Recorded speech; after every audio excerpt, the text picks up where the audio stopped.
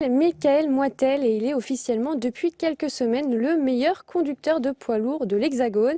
Michael fait partie des 276 chauffeurs du groupe Agenot, une entreprise familiale angevine fondée en 1962. Ce prix lui a été décerné par France Route. Je vous propose d'embarquer avec ce chauffeur hors pair en compagnie de Fabrice Gadon.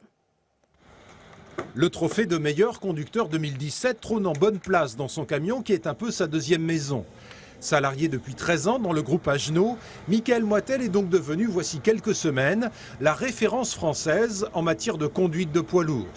Une distinction obtenue de haute lutte avec pendant 2 mois ce petit appareil installé dans le camion de Michael qui a mesuré de nombreuses données comme l'accélération, l'anticipation et même les kilomètres effectués en profitant de l'inertie de la remorque.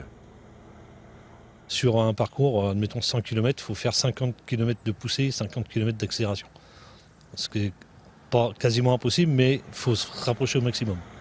C'est beaucoup plus intéressant pour nous, très stressant, mais au moins c'est un bon concours parce que c'est sur 2 mois, c'est pas sur une journée ou un petit parcours.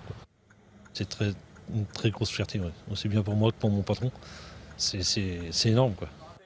Et si Michael est si habile avec son camion, c'est peut-être aussi parce que l'entreprise Agenot a équipé depuis maintenant 3 ans tous ses véhicules du système HDM qui permet justement de vérifier les paramètres de conduite des chauffeurs. L'objectif étant de gagner en efficacité, notamment pour la consommation de carburant. 1 litre représente 150 000 € d'économie chez Agenot. Voilà, on est parti il y a 3-4 ans sur du 32 litres et aujourd'hui on va tomber sous la barre des 30 litres. On est même arrivé aujourd'hui, au moment où je vous parle, à 29 litres 500 sur l'ensemble du groupe.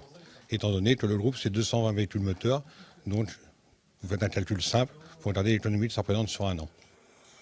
En décrochant ce titre, Michael s'est également offert un beau cadeau.